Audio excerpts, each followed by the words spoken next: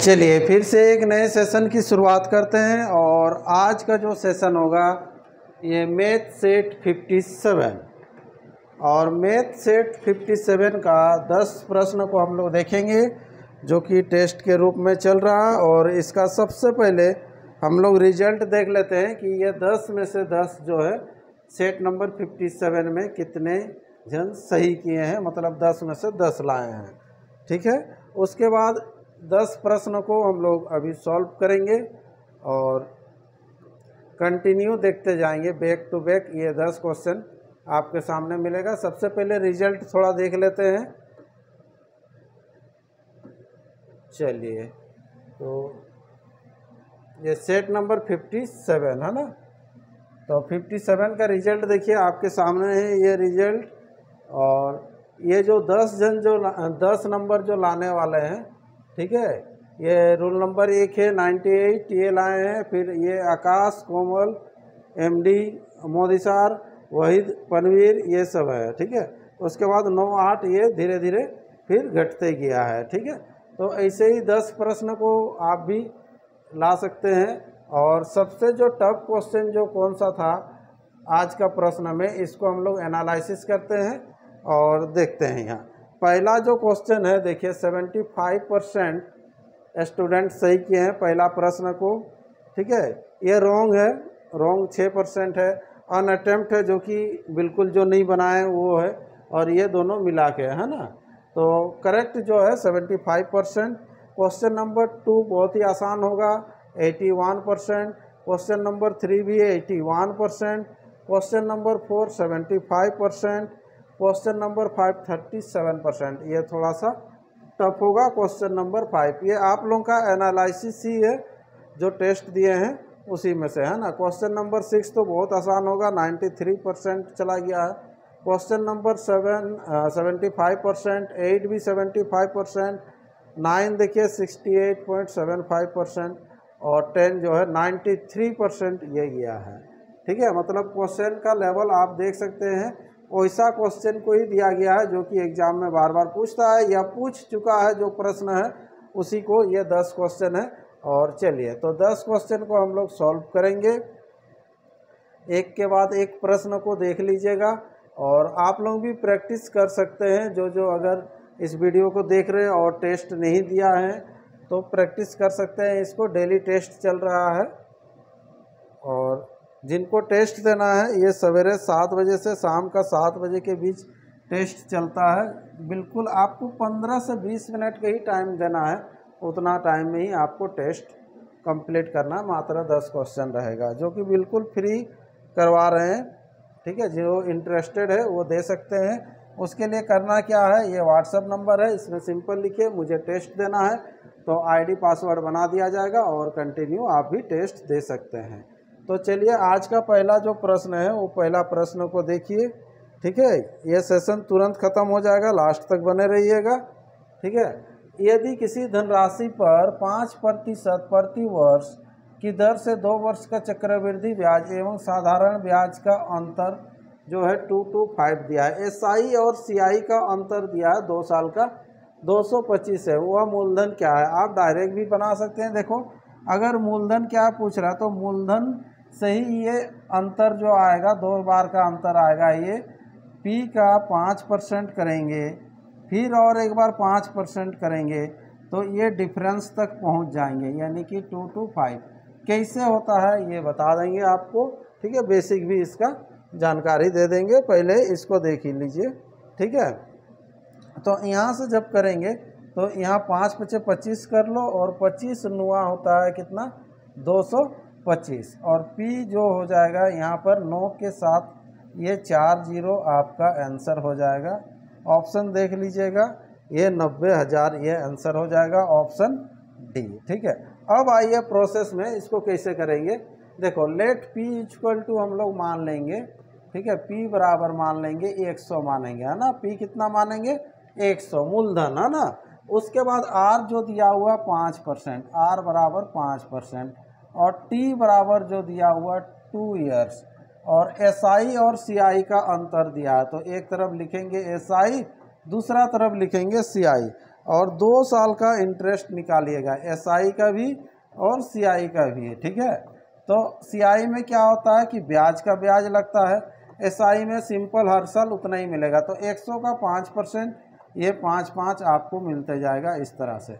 CI में 100 का 5% 5 मिलेगा, सेकेंड साल 5 मिलेगा, प्लस इसमें ब्याज का ब्याज मिलेगा। पहला साल का जो इंटरेस्ट मिला था उसका फिर इंटरेस्ट मिलेगा 5%, 5 का 5%, 5 बचे होता है 25, यानी कि 0.25 ये। अब जो है यहाँ पर बोल रहा था SI और CI का जो अंतर होगा, तो ये तो सेम है, तो अंतर कितना आ रहा, 0.25 आ रहा, 0.25 ये अंतर आ रहा। और इसी के बराबर क्वेश्चन में दिया हुआ 225 दिया हुआ था। मूलधन क्या है, तो मूलधन तो 100 माने थे, तो 100 के बराबर कितना है, ये चीज़ आपको निकालना है, ठीक है। चलिए इसको जब हटाइएगा ऊपर हो जाएगा ये 100 हो जाएगा, फिर 25 से वही काटेंगे, 25 9 225, और ये डिब्बा इक्वल टू निकल के आ जाएगा 9 के साथ ये 40 आंसर, ठीक है। ऑप्शन डी इसका राइट आंसर होगा। आज का पहला क्वेश्चन दोनों प्रोसेस में आपको बता दिए। नेक्स्ट अगला क्वेश्चन बढ़िए, क्वेश्चन नंबर 2। एक कमरे की लंबाई, चौड़ाई एवं ऊंचाई क्रमशः इतना इतना इतना है। लंबाई, चौड़ाई, ऊंचाई हर चीज़ आपको दे रखा है। बोल रहा है उस सबसे लंबे टेप की लंबाई ज्ञात कीजिए जो कमरे के तीनों बीमाओं को माप सकेंगे। मतलब लंबाई को भी मापना है, चौड़ाई को भी मापना है, ऊंचाई को भी मापना है। उस टेप का लंबाई कितना होगा मैक्सिमम, ये आपको पूछा जा रहा है। इसके लिए आपको क्या करना है, ये HCF लेना है। क्या करना है, HCF लेना है। ये तीनों का आपको HCF लेना है ना। तो ये जब बड़ा संख्या है तो विभाजन विधि से भी हम लोग HCF ले सकते हैं। तो सबसे पहले 528 को भाग देते हुए चलेंगे। कितना से भाग देंगे, 363 से भाग देंगे। एक बार में जाएगा ये 363 हो गया। ये जो शेष बच रहा है इसको देख लो, ये कितना हो जाएगा, ये 8 से 3 गया 5 हो जाएगा, इधर हो जाएगा 12 से 6 जाएगा तो 6 होगा, और इधर हो जाएगा 165। 165 से फिर भाग देना है 363 को। इसी को कहते हैं हम लोग लगातार विभाजन विधि। चलिए तो ये लग रहा है कि 2 बार में हो जाएगा, तो 16 दूना हो जाएगा कितना, 32, और इधर 10, 330 होगा। 2 बार में अगर देते हैं तो कितना हो जाएगा, ये 330। 330 होने से कितना बच रहा है, ये 3 हो गया, और इधर हो जाएगा 3, 33। ये 165 को 33 से दीजिए, ये चला जाएगा 5 बार में, 5 बार में चल गया ये, ठीक है। तो लास्ट में कौन बच रहा, 33। 33 आपके सामने ये रखे रहिए। ये तो केवल 2 को भाग दिए तो ये है, ठीक है। इसको भी भाग दे के देखिए, ये दोनों से एक बार तुलना कीजिए, ठीक है। जब 3 रहेगा तो 3 स्टेप से होगा ये भाग, है ना। तो फिर से भाग देते हैं, यहाँ पर 693 को हम लोग भाग देंगे। ऑप्शन भी देख के आप जा सकते हैं, ठीक है। अगर समय का अभाव रहेगा तो यहाँ पर 33, क्योंकि देखिए आंसर जो होगा ना, एक तो 33 होगा या 11 हो सकता है इससे कम, ठीक है। जो कि मतलब 33 का, मैंने किसी का भी पहाड़ा से आएंगे तो ये 33 आना चाहिए, या 66 हो सकता था उस तरह से। तो ये 33 आ गया, तो 33 से ऊपर नहीं होगा, जो भी होगा कम होगा, ठीक है। तो ये 33 आंसर करके भी आप निकल सकते हैं 1 पॉइंट लेके, ठीक है। चलिए, और नहीं तो फिर इधर से भी भाग देके देखिएगा, सेम यही चीज़ आएगा, या 66 आ सकता है। 66 आने से 33 और 66 का फिर HCF लिया जाता है। समझ में आ गया। चलिए टाइम वेस्ट नहीं करते हैं, बढ़ते हैं। ऑप्शन कर लेंगे कौन सा, ए राइट आंसर। हाँ चलिए अगला प्रश्न है आपके सामने, क्वेश्चन नंबर 3। 20 कुर्सियों बेचने पर एक दुकानदार को 4 कुर्सियों के विक्रय मूल्य के बराबर क्या होता है, लाभ कमाता है। उसका लाभ प्रतिशत क्या है, ये आप लोगों को बार बार बताया गया है लाभ हानि चैप्टर में। 20 कुर्सी को बेचने पर एक दुकानदार को 4 कुर्सियों के विक्रय मूल्य के बराबर लाभ होता है। तो यहाँ पर लीजिएगा कि एक कुर्सी का विक्रय मूल्य जो होता है क्या होगा, ये मानिएगा एक कुर्सी का सेलिंग प्राइस, एक कुर्सी का सेलिंग प्राइस ले लीजिएगा 1 रुपया। कितना लेंगे, 1 रुपया। एक कुर्सी का विक्रय मूल्य 1 रुपया, ये माने। तो 20 कुर्सी बेचना है आपको, तो 20 कुर्सी का जो विक्रय मूल्य होगा कितना हो जाएगा, तब ये 20 रुपया होगा। कितना होगा, 20 रुपया। ये आपका हो गया सेलिंग प्राइस, ये 20 कुर्सी बेच चुके हैं, ठीक है। तो 20 कुर्सी को बेचने से यहाँ पर देखिए 4 कुर्सी के विक्रय मूल्य के बराबर लाभ होता है। तो 4 कुर्सी का जो सेलिंग प्राइस होगा 4 रुपया तब होगा, कितना होगा 4 रुपया। ये हो जाएगा लाभ होता है बोल रहा, मतलब ये प्रॉफिट है। ये कितना है, ये प्रॉफिट है, ठीक है। अब जो है इतना दूर तक आ गया। अब जो है उसका लाभ प्रतिशत क्या है, तो लाभ तो यहाँ पर 4 रुपया हो रहा है, लेकिन लाभ आपको प्रतिशत पूछ रहा है, परसेंटेज में पूछ रहा है, ठीक है। तो यहाँ पर लाभ प्रतिशत बराबर क्या होगा जब आप निकालने जाएंगे, तो लाभ बट्टा नीचे में होता है क्रय मूल्य, नीचे में क्या होता है क्रय मूल्य, ठीक है। तो अब क्रय मूल्य आपको निकालना है। तो 20 कुर्सी बेचे ना, तो 20 कुर्सी बेचे तो 20 कुर्सी खरीदे भी होंगे, तो 20 कुर्सी का क्रय मूल्य आपको जानना है।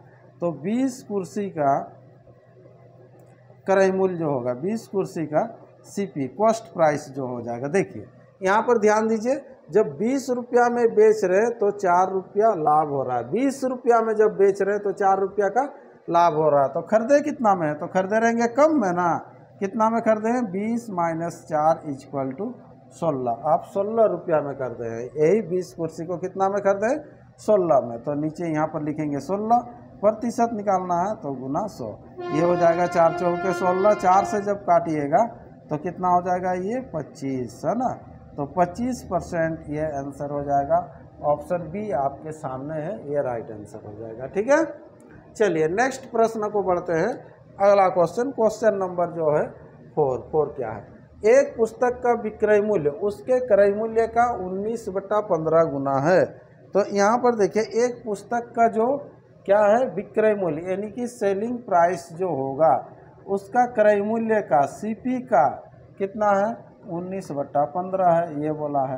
तो यहाँ पर देख लीजिए SP/CP हो जाएगा। तो SP/CP ये इधर आ गया, तो कितना हो गया, ये 19/15। यहाँ पर देख लीजिए SP आपके सामने है, CP भी आपके सामने है, पूछ क्या रहा है उसको देख लीजिए। तो बोला है लाभ प्रतिशत ज्ञात कीजिए, ठीक है। यहाँ पर बेच रहा 19 में, खरीदा है 15 में, तो कितना का लाभ हुआ, 4 का लाभ हुआ, कितना में 15 में। नीचे क्रय मूल्य प्रतिशत निकालना है, गुना हो जाएगा ये 100, ठीक है। ये पूर्णांक में आ जाएगा लग रहा, 5 से काटिए, 5 तिया 15 हो जाएगा, और यहाँ पर कितना 20, 20 चौके 80, 80 बट्टा हो जाएगा यहाँ पर 3। तो 3 दूना हो जाएगा कितना, ये 6 हो जाएगा, 3 दूना 6, 6 होने से बच रहा है कितना 2, ये 20 हो गया। तो यहाँ पर 3 छक 18, फिर 2 बच गया, इतना आंसर होगा 26.2/3। पॉइंट में यही एक टू है, ऑप्शन सी इसका राइट आंसर हो जाएगा। पूर्णांक में रखेंगे तो इस तरह से, ये नहीं तो फिर पॉइंट में, ठीक है। चलिए अगला प्रश्न है आपके सामने, क्वेश्चन नंबर 5 क्या कहता है देखिए, ठीक है। एक व्यक्ति एक बैंक से 7% प्रतिवर्ष चक्रवृद्धि ब्याज की दर से, है ना, वार्षिक रूप से संयोजित, है ना, एक धनराशि कर्ज लेता और 2 वर्ष के बाद इतना रुपया ब्याज अदा करता है। कर्ज ली गई धनराशि क्या है, ठीक है। ये एक बार रिपीट भी हुआ है ये क्वेश्चन, हाँ। तो यहाँ पर देखिए, तो एक व्यक्ति एक बैंक से 7% प्रतिवर्ष CI की दर से लेता है और 2 वर्ष बाद ब्याज इतना दे रहा है, तो 2 साल का ब्याज आप निकाल लीजिएगा। इसको इस आधार पर भी बना सकते हैं, देखिए जो फार्मूला यूज करते हैं, A = P × 1 + R/100 का पावर T, इसके आधार पर बना सकते हैं। लेकिन हम लोग नॉर्मल जो बनाते हैं हम लोग का बेसिक से, उसी को बनाएंगे CI 2 साल का आप निकाल लीजिए, हाँ। लेट P = 100 मान लीजिए, लेट P बराबर कितना 100, R तो आपको दिया हुआ कितना 7%, और T बराबर आपको बोला जा रहा है कितना, ये 2 ईयर्स। तो 100 का 7% यहाँ पर हो जाएगा 7, 7 + 7 का 7%, 7 × 7 = 49.49। तो कितना हो गया, ये 14.49, ये हो गया ब्याज। और इसी के बराबर दिया हुआ है आपको कितना है 5.294.6। तो आपको निकालना है धनराशि क्या है, तो धनराशि कितना माने थे 100, ये 100 के बराबर आपको करना है, ठीक है। थोड़ा सा ज़्यादा ही काटाकाटी करना पड़ेगा लग रहा, देखते हैं। इसको पॉइंट हटाते हैं, नीचे 10, ये पॉइंट हटाइए, ऊपर 100, हाँ। चलिए 1 0 तो कटेगा, ठीक है। अब देखिए ये ऑप्शन भी, ऑप्शन सब राउंड फिगर में दिया है, अच्छा खासा दिया है, 3 जीरो है, मतलब ये 2 जीरो और ये 1 जीरो, 3 जीरो आपके सामने। 9 का पहाड़ा बोलते जाइए कि 6 कब आता है, ठीक है। 9 चौके 36, तो लास्ट में 4 होना चाहिए, तो लास्ट में 4 देखो एक ही डिजिट में, ठीक है। 9 चौके 36, क्योंकि 8 से तो आएगा नहीं, 9 8 72 हो गया, 9 दूना 18 हो रहा होगा नहीं, तो होगा कितना 354। ये काटिएगा, देखिए गुना कर लीजिएगा भी तो ये 354 ही आएगा और इसके बराबर हो जाएगा 354 के साथ 3 जीरो। ये आंसर ऑप्शन सी करके निकल जाइएगा, ठीक है। चलिए नेक्स्ट अगला प्रश्न है क्वेश्चन नंबर 6। यदि ए का 35%, ए का कितना परसेंट 35%, बी के 60% के बराबर है, तो ए तथा बी का अनुपात क्या है। छोटा सा प्रश्न है। ए का 35%, ठीक है, बी का कितना परसेंट, बी का 60% के बराबर है। देखिए दोनों तरफ परसेंटेज लगाएंगे वो तो कटेगा ही, 100 यहाँ पर हो जाएगा 5 7 35, 5 से काटिएगा तो ये 12 बच्चे होता है कितना 60। तो ए बाई बी क्या बोला है, देखिए अगर बी बाई ए तो नहीं बोल दिया, ए तथा बी का अनुपात क्या है, कभी कभी पूछ भी देता है। ये 12/7, 12:7, ये आंसर कर लीजिएगा। ऑप्शन बी इसका राइट आंसर होगा, ठीक है। नेक्स्ट क्वेश्चन आ जाइए, क्वेश्चन नंबर 7। 7 क्या है, एक थैले में 1 रुपया 50 पैसे तथा 25 पैसे के सिक्के बराबर, ठीक है, संख्या में उपस्थित है। यदि कुल 105 रुपया है तो प्रत्येक प्रकार के कितने सिक्के हैं। अनुपात समानुपात में ये पूछा जाता है, संख्याओं पर आधारित प्रश्न में भी पूछा जाता है। तो आपके पास 3 टाइप का सिक्का है, या देख लीजिए 1 रुपया है, और क्या है ये 50 पैसा, पैसा में है, उसके बाद क्या है ये 25 पैसा, 25 पैसा ऐसे है ना। तो सिक्के बराबर है, ये तीनों का जो सिक्का जो है ना बराबर बराबर है, ठीक है, और कुल जो है 105 रुपया है। तो ये तो आपका रुपया हो गया, चलिए ये रुपया हो गया, हाँ। उसके बाद क्या हो जाएगा, यहाँ सिक्कों की संख्या होगा, क्या होगा सिक्कों की संख्या, है ना। चलिए ये रफली लिख दे रहे सिक्कों की संख्या, और उसके बाद जो ये दोनों को गुना करने से निकलेगा वो मूल्य हो जाएगा, क्या हो जाएगा मूल्य। तो प्रत्येक प्रकार की जो सिक्कों की संख्या है वो समान है, इसका भी ले लो x, इसका भी x ले लो, इसका भी x ले लो। ये सिक्के का संख्या 25 पैसा वाला अगर मान लो 10 सिक्का है तो 50 पैसा वाला भी 10 है, और 1 रुपया वाला भी 10 है। तो 1 रुपया वाला अगर 10 है तो 10 रुपया होता ना, तो उसी प्रकार से 1 रुपया वाला x सिक्का है तो कितना हो जाएगा, ये x हो जाएगा, ठीक है। ये कितना हो जाएगा x/2, ये 50 पैसा वाला है, आधा से गुना करेंगे, ये कितना हो जाएगा x/4। सबको जोड़ लीजिएगा, तो सबको जोड़ने से एलसीएम कितना हो जाएगा 4, ये हो जाएगा 4x, ये 2x और x, 4x 2x हो गया कितना 6x, और ये x यानी कि 7x, ये इतना रुपया होगा। इसके बराबर दिया हुआ है 105, 7x/4 = दिया हुआ कितना 105। 7 से काट लो इसको, 7 के साथ 7 × 5 = 35, x = 15 चौके कितना हो जाएगा 60 होगा। तो प्रत्येक प्रकार के कितने सिक्के थे, तो कितने सिक्के थे प्रत्येक प्रकार के 60, ये 60 आंसर कर लेंगे। ऑप्शन सी इसका राइट आंसर हो जाएगा क्वेश्चन नंबर 7 का, ठीक है। चलिए अगला क्वेश्चन बढ़ते हैं, क्वेश्चन नंबर 8। क्वेश्चन नंबर 8 क्या कह रहा है, देखो एक समिति में 15 सदस्य है। एक समिति में कितने सदस्य हैं, 15 सदस्य है। यदि दो जिनकी आयु 45 वर्ष तथा 55 वर्ष है तो 2 सदस्यों द्वारा बदल दिया जाता है, तो 15 सदस्य की औसत आयु 2 वर्ष बढ़ जाती है, ठीक है। तो सदस्यों की औसत आयु क्या है, ठीक है। तो एक समिति में अगर बेसिक बनाएंगे तो आप ऐसे बना लीजिएगा, देखिए ये 15 सदस्य है, इसका औसत आयु ले लीजिएगा x है, कितना है x। 2 जन चले जाते हैं, ये 45 और 55 वाला ये निकाल लिए जाते हैं, इसका जगह में 2 जन आते हैं तो y + z डाल दो, तो उतना ही होगा, कितना 15 दिन ही ना होगा, 2 चला गया 2 आ गया, तो औसत आयु 2 वर्ष बढ़ जाता है। तो औसत पहले x लिए थे ना, तो x + 2, ये इसको सॉल्व करेंगे, x का मान बिल्कुल आसानी से निकल के आएगा आपके सामने। लेकिन हम एक मज़ेदार प्रोसेस आप लोगों को दे रहे हैं, वो क्या है देखो, कैसे सोचिएगा। हाँ, ये 15 सदस्य है, 15 सदस्य का औसत नहीं मालूम है तो x लेते हैं। ठीक है, इसका जो बेसिक किए हैं तो बेसिक में बहुत डीपली समझाए हैं चैप्टर वाइज जब पढ़ाए हैं तो। ठीक है, इसमें से 2 जन चला जाता है, 45 55 वाला जाता है, यानी कि 100 चला जाता है, दोनों को मिला के लिख दिया 100। अगर 100 अगर आएगा ना तो कुछ फ़र्क नहीं पड़ेगा। 100 अगर दोनों मिला के चला गया, अगर 100 वाला ही आता है तो कुछ फ़र्क नहीं पड़ता, कुछ फ़र्क नहीं पड़ेगा। लेकिन आने से बोल रहा है औसत 2 वर्ष बढ़ जाता है, औसत 2 वर्ष बढ़ रहा है, मतलब 2-2 सबके लिए लेके आ रहा है। तो कितना जन है, 15 जन है, तो 15 दूना 30, 30 ज़्यादा लेके आएगा। तो 30 अगर ज़्यादा लेके आएगा तो कितना का आएगा, 130 का आएगा। पूछ रहा है क्या है, तो सदस्य की औसत आयु क्या है, तो वो जो सदस्य है उसका औसत कितना है, तो बाई 2 कर देंगे। तो बाई 2 कर देंगे तो कितना हो जाएगा, 65, ये आंसर हो जाएगा।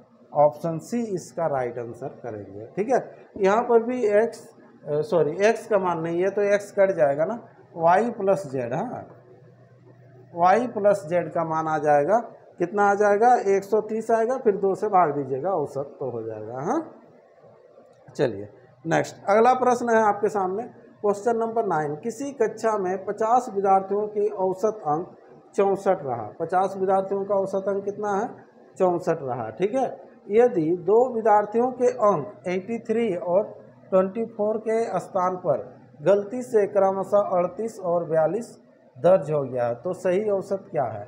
जो दर्ज हो गया है 2 ठो गलती से, उसको निकाल देंगे, सही वाला को डाल देंगे और हम लोग सही से सोल्यूशन करेंगे। ठीक है, तो किसी कक्षा के 50 विद्यार्थियों का औसत, तो ये 50 विद्यार्थियों का औसत कितना है, 64 रहा, ये 64 कर लो।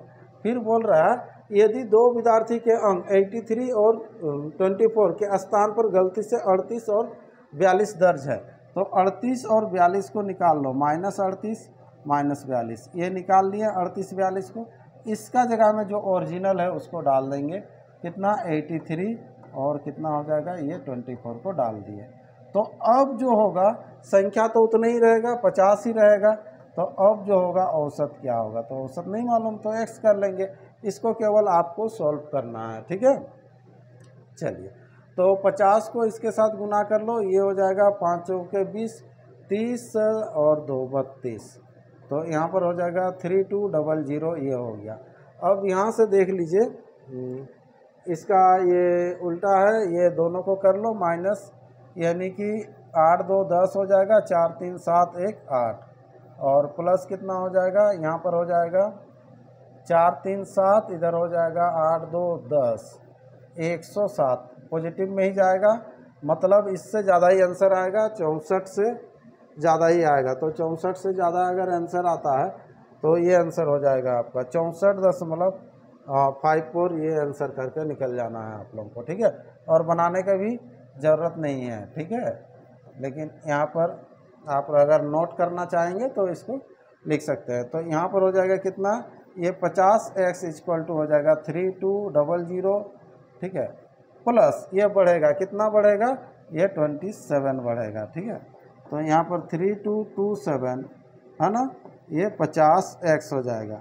अब देखो 50 को 100 कर दे रहे हैं, पॉइंट लगाने में सुविधा होगा, डबल कर दिए, तो इसको भी डबल कर देंगे। ये 7 दूना 14, 2 दूना 4, 1 5 और 32 का कितना हो जाएगा, 64। तो यहाँ पर x बराबर हो जाएगा 64.54, ये आंसर हो जाएगा, है ना। चलिए, ये बता दिए थे पहले ही, कैसे सोच के आपको आंसर करके निकल जाना है। अगला प्रश्न नेक्स्ट रहा आपके सामने है, क्वेश्चन नंबर 10। 2 संख्याओं का मोसोपो मतलब HCF, लोसोपो दिया है, यहाँ पर HCF LCM दिया है। यदि एक संख्या इतना तो दूसरी संख्या क्या है, ये तो LCM HCF का है, फार्मूला एक ही आता है, आप जानते हैं, पहली संख्या गुना दूसरी संख्या बराबर LCM × हो जाएगा, कितना हो जाएगा, ये HCF हो जाएगा, है ना। तो यहाँ पर देखिए, तो पहली संख्या दिया हुआ 117, दूसरी संख्या नहीं मालूम है, x लगा लो, LCM दिया हुआ कितना 1989 गुना HCF कितना है 13। ठीक है, इसको काट दीजिए तो हो जाएगा, ये 13 से कटना चाहिए ये। चलिए, तो 13 का पहाड़ा में 7 कब आता है, 13 9, कितना होता है 117। 9 से काट दो इसको, 9 दूना 18, 9 दूना 18 और 9 एके 9। x बराबर 2 to 1 इस प्रश्न का आंसर होगा। ऑप्शन बी आपके सामने है, ये है क्वेश्चन नंबर 10। तो इस तरह से ये सेट भी कंप्लीट होता है। इसके बाद नेक्स्ट अगला सेट आपको मिलेगा, तब तक आप लोग टेस्ट देते रहिए, प्रैक्टिस अच्छा से करते रहिए और 10 में से 10 ला के कॉमेंट करते रहिए। अगर इस तरह का वीडियो अगर आपको अच्छा लगता है, पसंद आता है तो शेयर कीजिए, और ताकि ज़्यादा से ज़्यादा जुड़े और टेस्ट देने में भी आपको अच्छा लगेगा। चलिए, तो आज का सेशन को यहीं रखते हैं, फिर एक नए सेशन के साथ मिलते हैं। तब तक आप सबों को गुड नाइट।